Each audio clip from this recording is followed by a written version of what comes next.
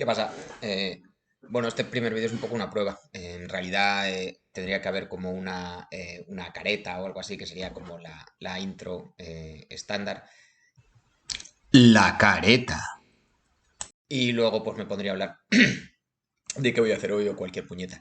Y básicamente hoy voy a resolver un problema que me pareció chulo cuando lo vi. De hecho, os lo podéis encontrar por un mogollón de sitios en internet, probablemente en libros de estos de problemas de matemáticas y tal. Esto es uno de estos ejercicios en que el enunciado parece sencillo, es un enunciado un poco inocente, así, y luego, una vez que lo planteas, o sea, puede parecer que de un enunciado inocente das lugar a un problema complicado, pero luego si lo piensas un poco, aprovechando alguna propiedad, ¿no? Del problema en cuestión o de lo que estás buscando, puedes dar con una solución tan sencilla casi como el enunciado. Bueno, el problema en sí, hay 29.000 maneras de enunciarlo, pero yo voy a usar esta que me he encontrado aquí en un foro matemático que dice qué función coincide con la suma de todas sus derivadas, ¿no? Fácil de enunciar. Bueno, hay 29.000 formas de escribir esta condición de una función que coincide con la suma de todas sus derivadas. En principio, lo que vamos a asumir en general es que es una función de una única variable, o sea, la típica y de x, y queremos saber qué forma funcional tiene. Solo con aplicar esa condición, ¿no? Cojo la función, la derivo infinitas veces en principio, tantas como veces pueda, sumo todas sus derivadas entre ellas y me debería dar la función original. ¿Cómo se escribe esto? Bueno, podemos coger una pizarra en blanco y escribirlo aquí. Si a mi función, a la función que estoy buscando, la llamo i de x, o para simplificar simplemente i, ¿no? Pues la condición es i coincide con la suma de todas sus derivadas. Cuando decimos todas, queremos decir todas las que tenga. O sea, si hay infinitas, pues infinitas. Claro, esto así planteado es un churro que dices, hostia, ¿cómo le meto mano? ¿Y cómo le meto mano a esto? Pero es que el caso es que no es tan complejo como parece. Por cierto, esto en realidad es una ecuación diferencial. Una ecuación diferencial es cualquier ecuación en la cual el objeto matemático que estoy buscando, ¿no? La incógnita es una función y la condición de la ecuación implica la función y sus derivadas, básicamente, ¿no? Cualquier ecuación en la que la incógnita sea una función, esté buscando una función, y la ecuación implique esa función y sus derivadas, pues es una ecuación diferencial. Y esta no es una excepción, es una ecuación diferencial. De hecho, la voy a llamar ecuación diferencial ordinaria 1. EDO 1. No se puede decir que haya sido particularmente riguroso con la definición de ecuación diferencial ordinaria, ¿vale? De hecho, si googleáis ecuación diferencial ordinaria, ordinary differential equation, si lo hacéis en inglés, veréis que realmente la definición es más general de la que yo he sugerido en el vídeo.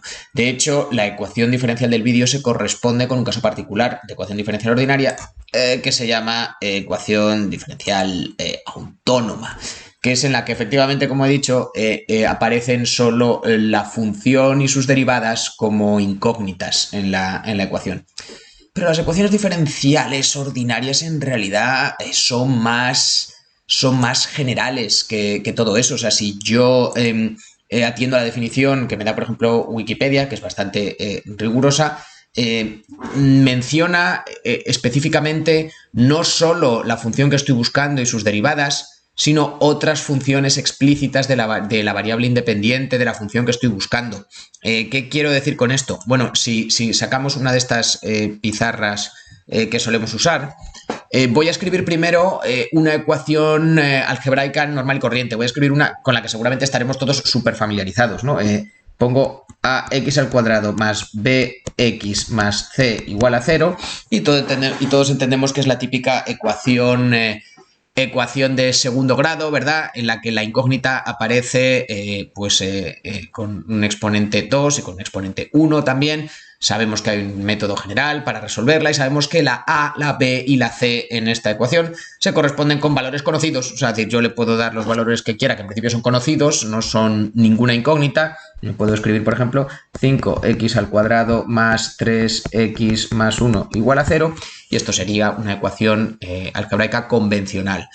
Sabemos también que pueden venir por grupos, o sea, es decir, que se pueden escribir ecuaciones combinadas entre eso, relacionadas entre ellas, como los sistemas de ecuaciones. Cuando tenemos más de una incógnita, necesitamos más de una condición para resolver las ecuaciones y sacar los valores de mis incógnitas. Entonces, lo típico con lo que hemos trabajado toda la vida son sistemas lineales de ecuaciones, ¿no? Podríamos tener, por ejemplo, que 2x más y es igual a 3 y que, qué sé yo, y que x más 2y pues es igual a 3 también.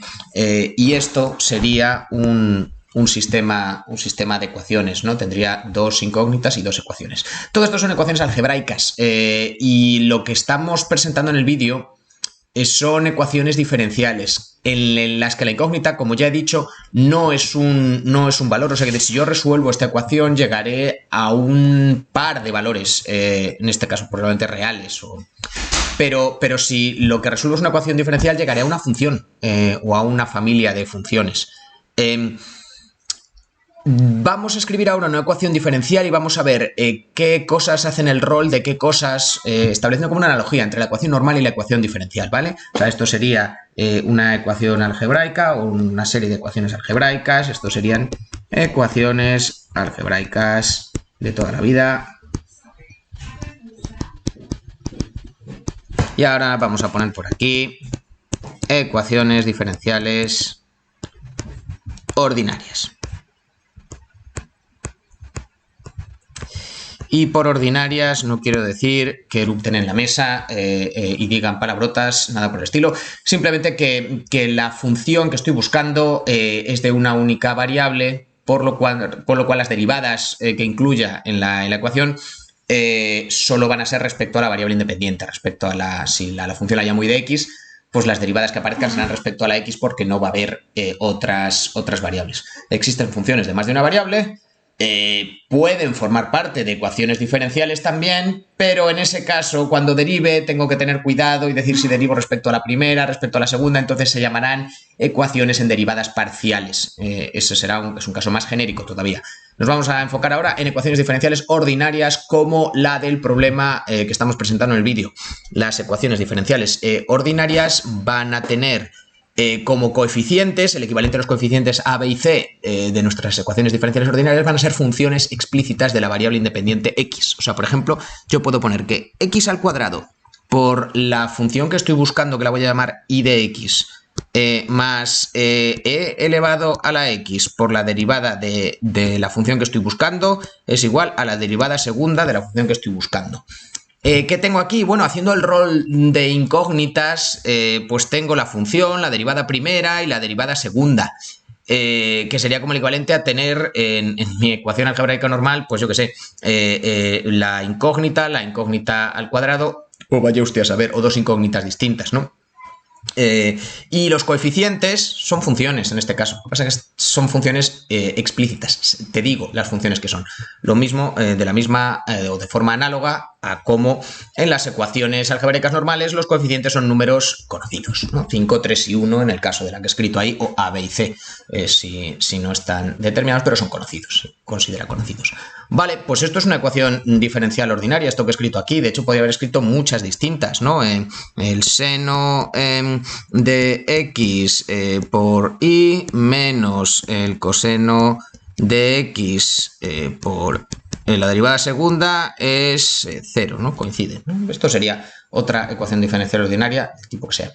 En el caso particular en el que los coeficientes de la función y sus derivadas no sean funciones de x de la variable independiente, sino que sean coeficientes constantes, en ese caso tenemos una ecuación autónoma, ¿no? Que es el caso del vídeo. Por ejemplo, si yo pusiera que la derivada segunda de y menos y es igual a 0, esto solo implicaría a la función y una de sus derivadas, en este caso la segunda, pero los coeficientes no serían funciones explícitas de la variable independiente x. y a esta subfamilia, digamos, de ecuaciones diferenciales ordinarias se las llama autónomas y son el caso que estamos tratando es un caso particular, ecuación diferencial autónoma. Tiene sus peculiaridades en las que no voy a entrar en detalle. Quedémonos de momento con esto. Por cierto, una tercera cosa, no confundir el grado con el orden de la ecuación, porque, claro, en el caso de una ecuación algebraica decimos que esta que hemos puesto aquí, ax al cuadrado más bx más c, es de segundo grado porque la x aparece hasta grado 2 en las potencias, ¿no? Los exponentes con los que aparece mi variable, perdona, mi incógnita.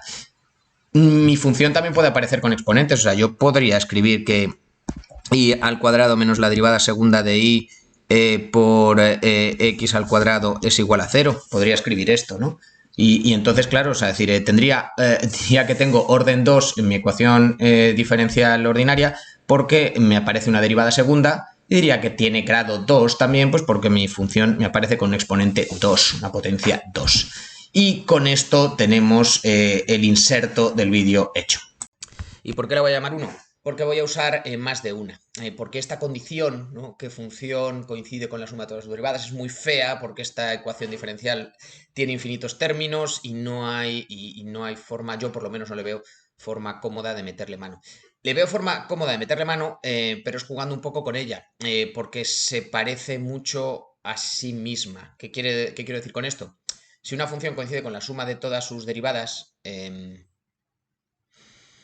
realidad estamos muy cerca de decir que la derivada de esa función cumple exactamente la misma condición, que coincide también con la suma de todas sus derivadas. ¿Y cómo podemos ver esto? Pues cogiendo la condición inicial y derivándola con respecto a x. Todo lo que tenemos aquí son funciones de x.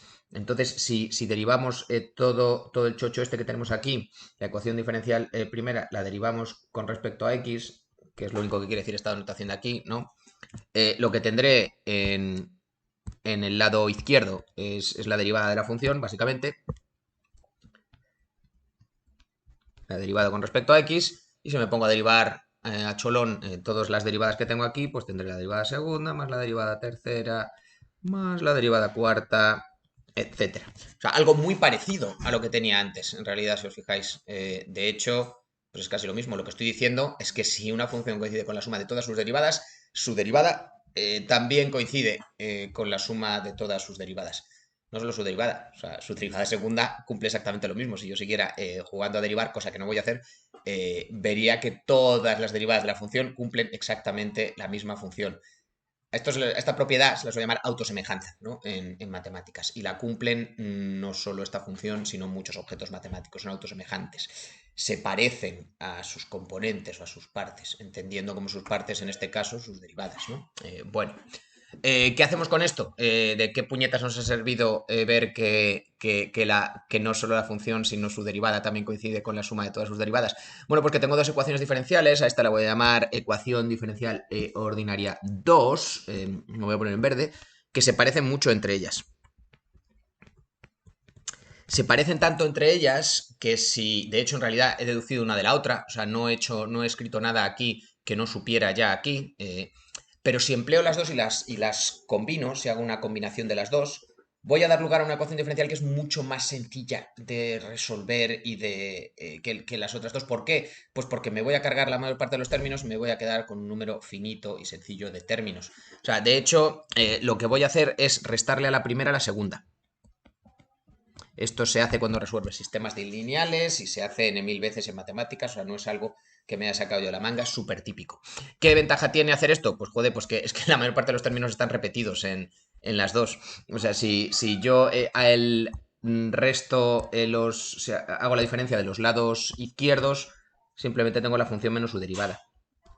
Pero si resto los lados derechos de las dos ecuaciones, me cargo casi todo lo que hay, porque si os fijáis, la derivada segunda aparece aquí, entonces si estoy restando, me las cargo, quito este con este, y básicamente lo único que sobrevive es la derivada primera de la primera ecuación. Entonces, si a la primera ecuación diferencial le resto la segunda, me queda que la función que estaba buscando menos su derivada es su derivada. O, dicho de otra forma, que la función que estoy buscando es el doble de su derivada. Lo cual es una condición como bastante más sencilla, por lo menos de escribir, ¿no? O sea, es decir, no implica tantísimas derivadas, ¿no? Y es equivalente. O sea, diré yo, cada vez que me pregunten, oye, ¿qué función coincide con la suma de todas sus derivadas, ¿no? Esta primera ecuación de aquí arriba. Bueno, pues si la función es el doble de su derivada, ya está. Ya lo cumple, ¿no? Una condición bastante más sencillita y equivalente. ¿Por qué mola más esto y es más, porque es mucho más fácil de resolver? Porque esto lo podemos reescribir de forma muy sencilla, dejando la ecuación como una ecuación que se llama en derivadas separables, ¿no? Perdona, en variables separables. La función y su variable independiente, o sea, la variable dependiente e independiente de la función, las puedo separar, poner una a cada lado de la ecuación, de forma que puedo integrar por separado los dos lados. Esto lo vamos a hacer en un momento. Empleando una especie de truco que es tratar las variables como si fueran números algebraicos, ¿no? Voy a reescribir mi función y es dos veces, a la derivada la voy a llamar, pues eso, derivada de y con respecto a x, o cómo varía mi función, la función que estoy buscando, cuando varía su variable independiente, ¿no? Entonces voy a tratar la variable independiente y la función como si fueran dos números, dependen uno del otro, están relacionados, pero los voy a tratar como si esto fuera una ecuación algebraica, ¿no? Y voy a despejar, ¿no? Diferencial de x por un lado, que sería como un pequeño incremento diferencial de mi variable independiente, y voy a ver cómo varía mi función de forma incremental cuando varío la variable independiente, no la x.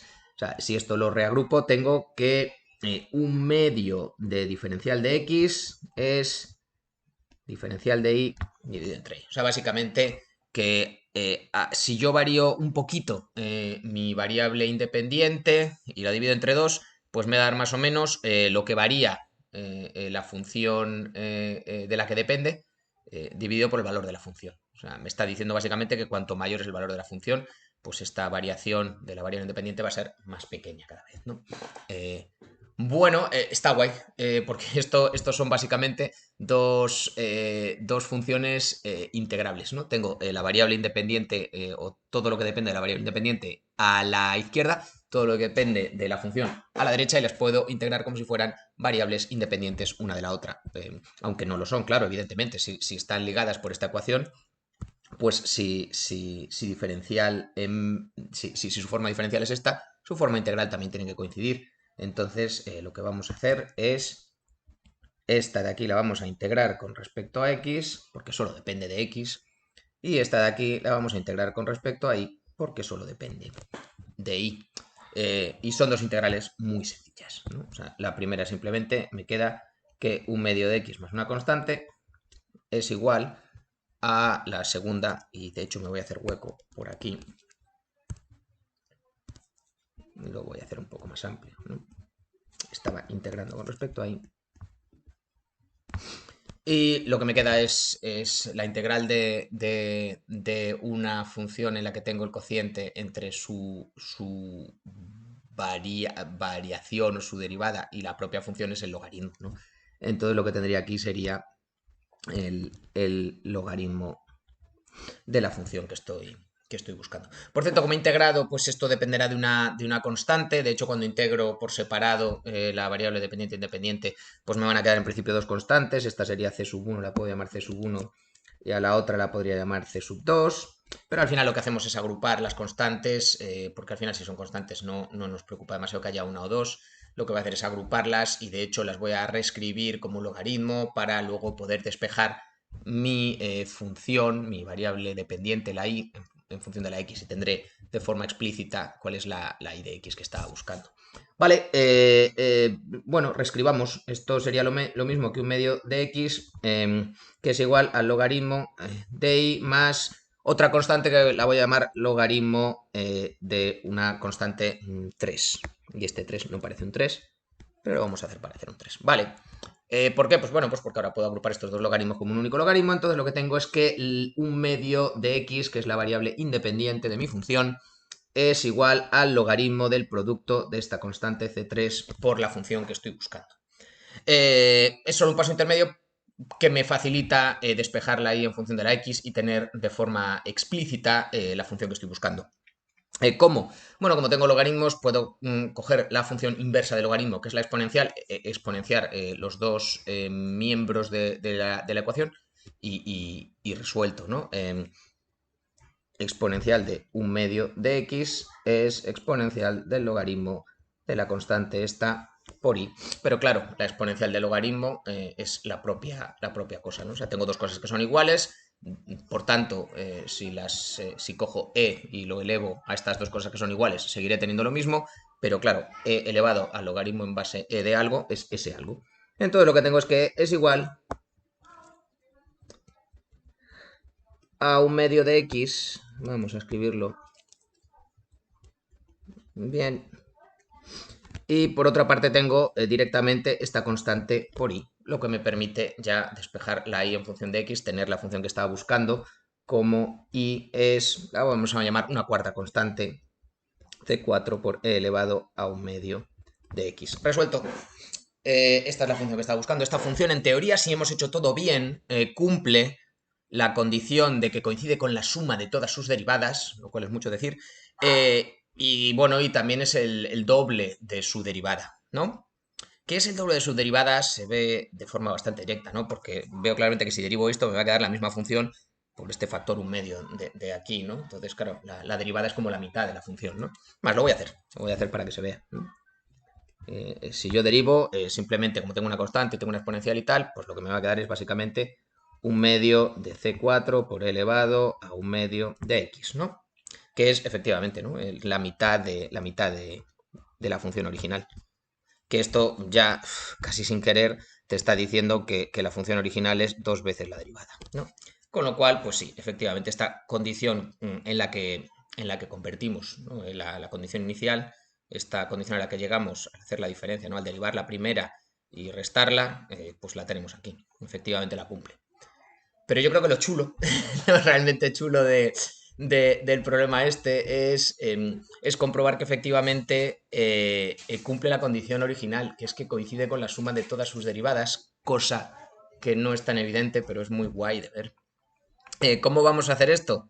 Bueno, pues nos podemos poner en plan cafre, no lo vamos a hacer, pero vamos a empezar a calcular las primeras derivadas de la función, ¿no? Hemos calculado ya la primera, podríamos calcular la segunda, vamos a hacer esto un poquito más grande para que se vea. La segunda derivada sería derivar otra vez la primera, o sea, me aparecería este factor 1/2 una segunda vez, ¿no? Sería como 1/4 de c4 por elevado a 1/2 de x, que sería básicamente pues 1/4 de la función original, ¿verdad? Y es que si lo derivo una tercera vez, tendría que la derivada tercera de la función estaría básicamente multiplicándola otra vez por el factor 1/2 este al derivar, entonces me quedaría 1/8 de c sub 4 por elevado a 1/2 de x. O sea, 1/8 de la función original. Cada vez que la derivo, la divido entre 2. La estoy dividiendo entre 2 cada vez que la derivo. Y esto nos está dando una pista realmente de qué está pasando aquí.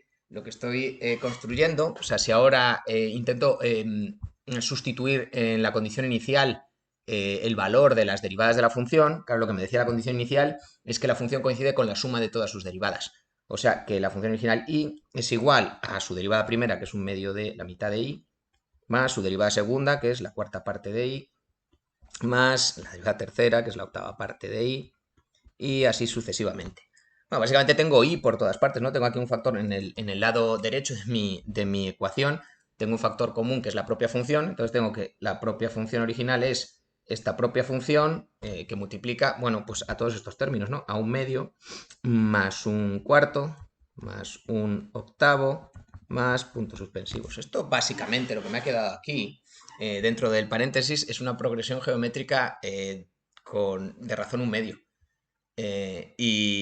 Y de hecho, la estructura que tenía la ecuación diferencial original y la manera que he empleado de resolverla recuerda mucho a la manera en la que calculamos la suma de una progresión geométrica valiéndonos del hecho de que la progresión geométrica se parece mucho a sí misma si la multiplicas por la razón, ¿no?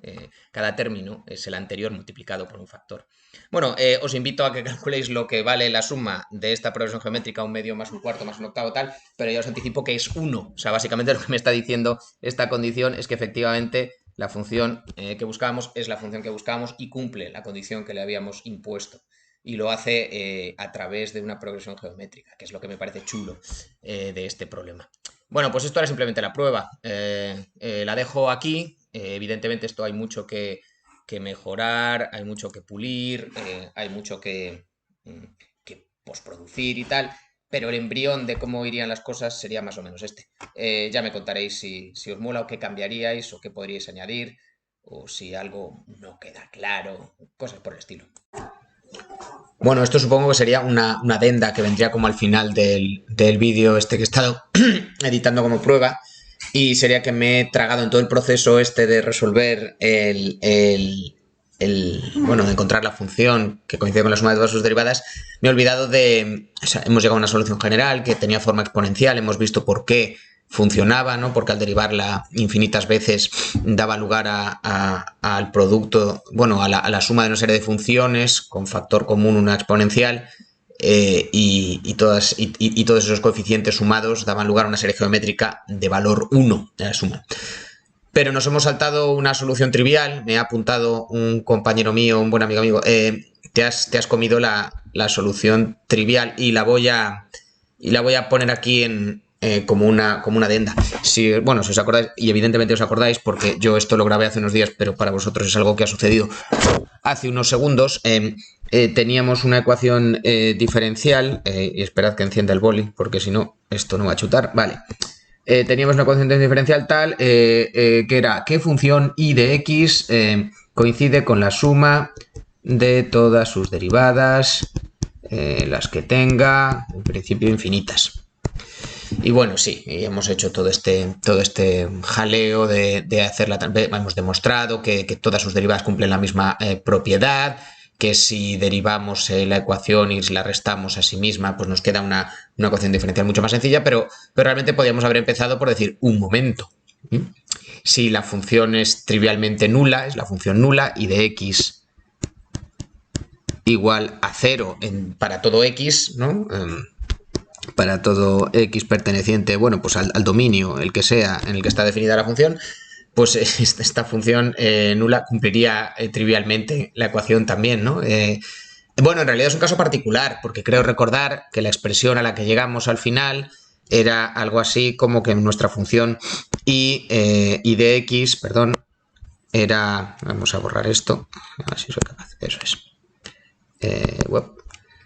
y de x era, creo recordar que era una constante por e elevado a menos a un medio de x, ¿no? Algo por el estilo. Estoy hablando de memoria, o sea que a lo mejor la función era ligeramente distinta, pero la idea era esta.